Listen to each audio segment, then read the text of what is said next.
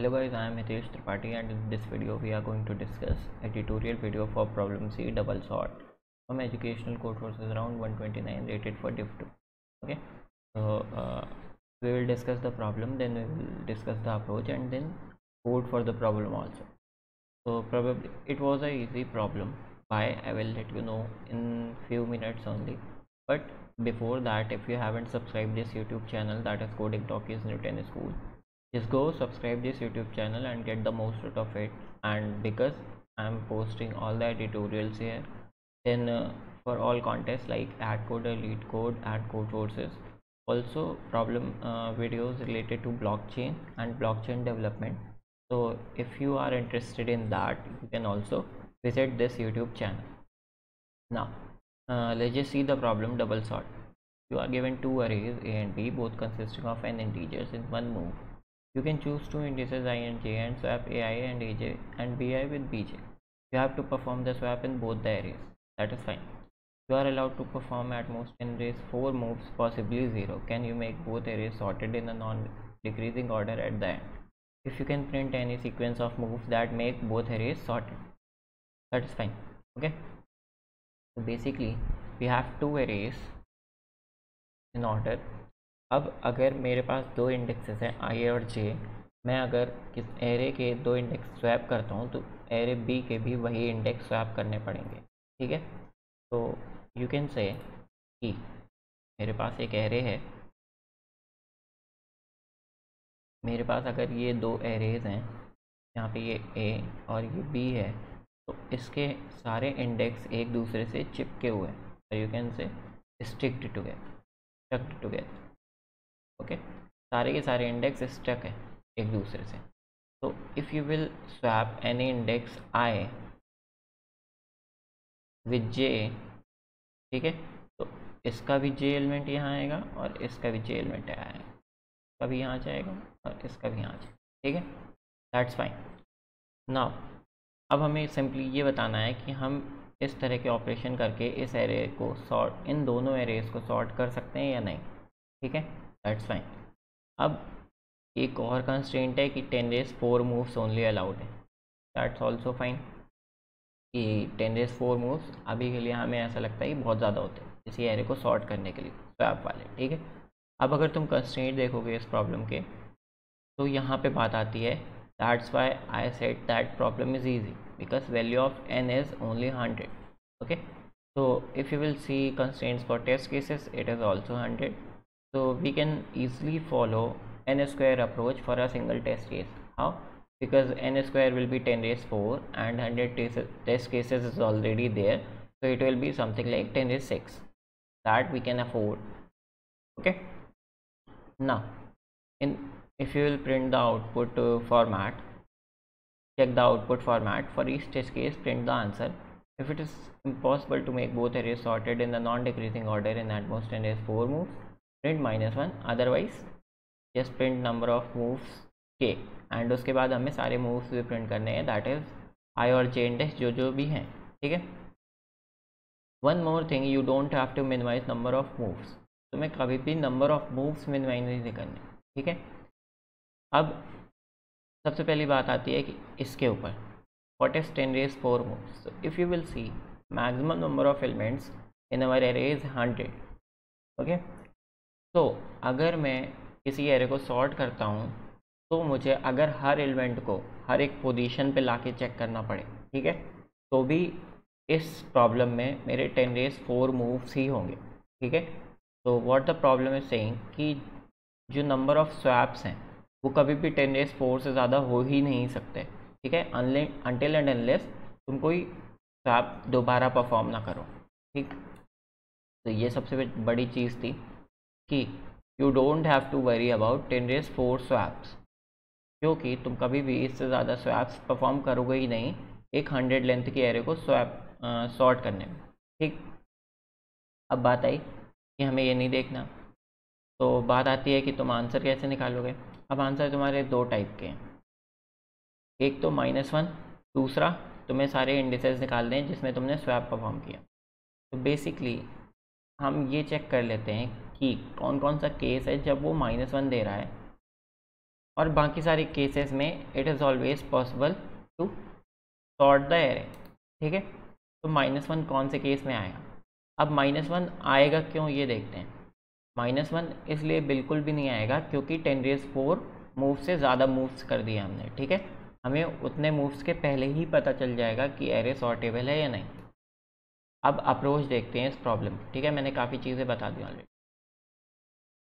Suppose what I am saying, मैंने पहले ही तुम्हें बता दिया कि इसमें दोनों एरे के करेस्पॉन्डिंग इंडेक्स एक दूसरे से चिपके हुए हैं। ठीक है, सपोज किसी एरे को मान लो कि एक सिंगल एरे, ठीक है, अभी तुम बी एरे के बारे में बात नहीं कर रहे, तुम्हें चेक करना है कि नंबर ऑफ स्वैप्स, तुम्हें ये चेक करना है कि ये एरे सॉर्टेबल है कि नहीं। ठीक है, that you can sort this array और not after swapping some elements, and a single array is always sortable, that's right. ठीक है, तुम एक सिंगल एरे को हमेशा सॉर्ट कर सकते हो। सबसे सिंपल मेथड क्या होता है, तुम इसी एरे की एक कॉपी बनाओ जिसमें सारे एलिमेंट सॉर्टेड है। ठीक है, अब तुम बेसिकली इस एरे में इटरेट करोगे। ठीक है, ए ऑफ आई है तुम्हारे पास, तुम ए ऑफ आई को इस एरे में सर्च करो सिंपली। सपोज ए ऑफ आई इस प्लेस में आए, इट मीन्स कि ये जो ith इंडेक्स वाले एलिमेंट था उसकी राइट पोजीशन कहाँ थी, यहाँ पे। ठीक है, यहाँ पे, और you can say this index पे। ठीक है, तो तुम सिंपली क्या करोगे, इस ai को यहाँ पे ले आओगे। तो by doing that what you are doing, तुम हर एक इटरेशन पे एक एलिमेंट को उसकी राइट पोजीशन पे लेके जा रहे हो।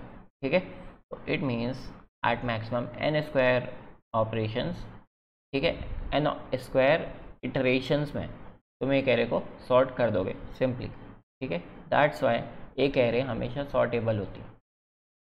अब यहाँ पे आती है बात, जब दो एरे हैं हमारे पास, ठीक है, 2 एरेज, अब हमें चेक करना है कि ये सॉर्टेबल है कि नहीं। तो बेसिकली व्हाट, जब तुम्हारे पास 2 एरे हैं और उन दोनों के हर इंडेक्स एक दूसरे से चिपके हुए हैं, तो तुम सिंपली क्या करोगे, तुम्हारे पास 2 एरे हो जाएंगी। अब सपोज इन एनी केस तुम क्या देखते हो,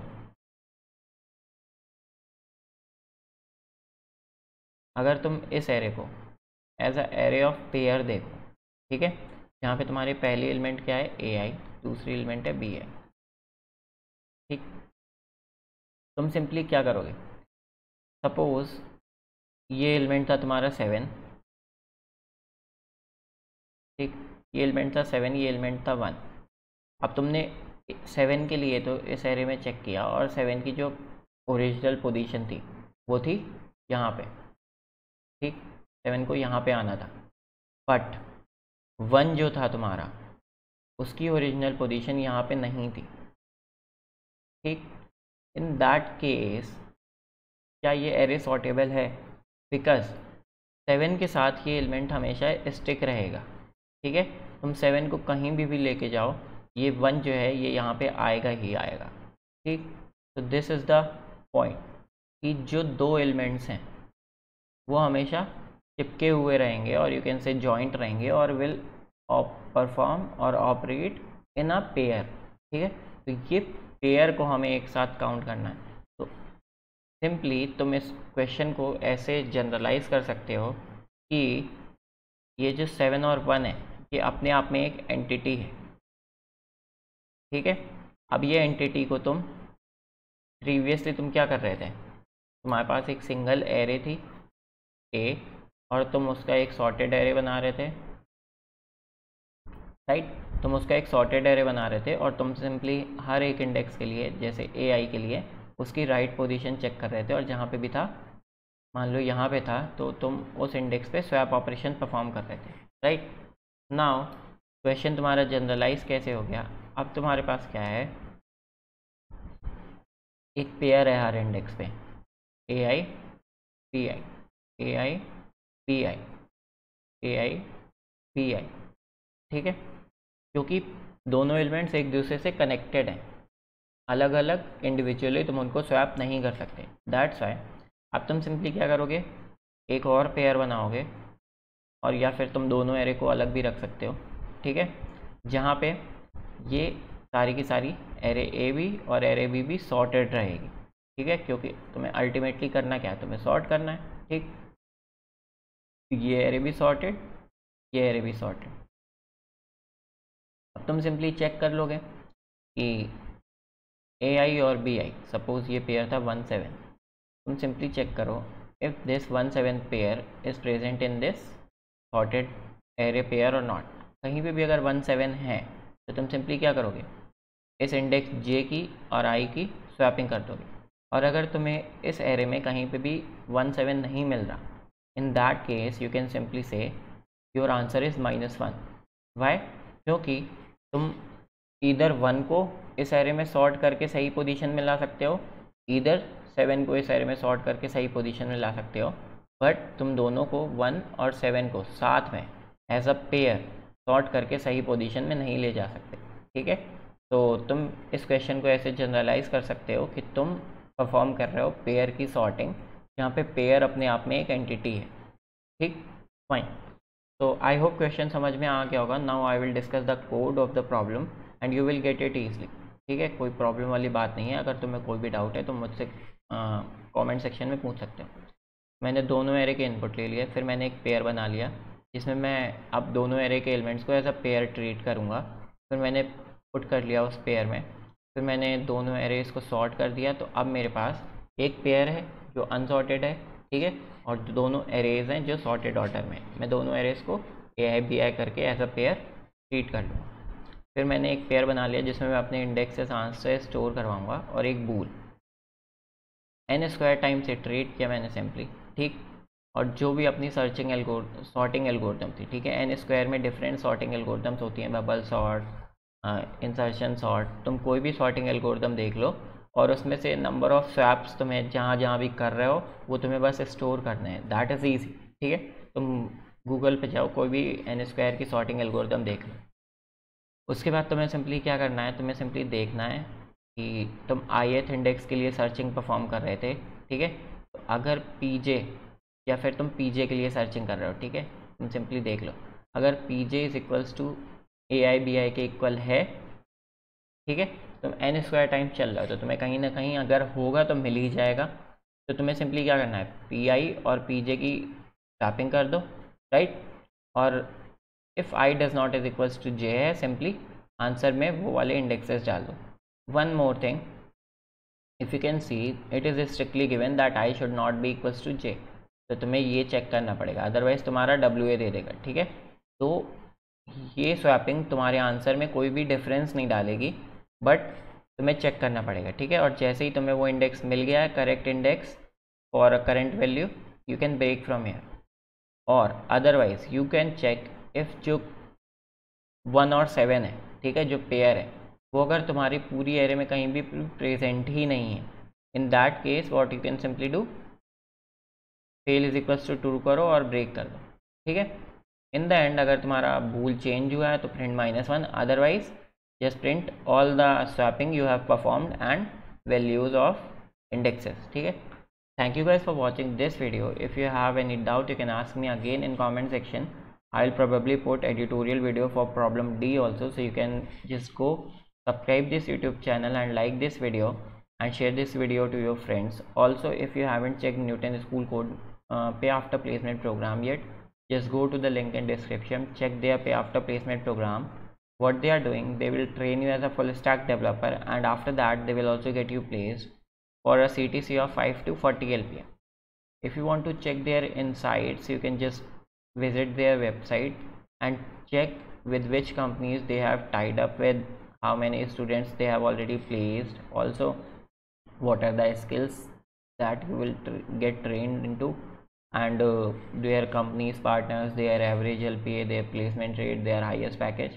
Also there are reviews of some of the students who have already placed by Newton School, so you can just go visit their website, check their insights. Till now they have performed very well, and also some few things like you have link and contact details in description, so you can just visit like contact to get a follow-up, or visit their website to get the most out of it. Pay after placement program, you don't need to pay even a single penny until and unless you get placed in any of the company. Okay, तुम्हें एक भी रुपये पे करने की ज़रूरत नहीं है। तो this is it, thank you guys for watching this video, subscribe this YouTube channel and share this video to your friends. Thank you guys for watching.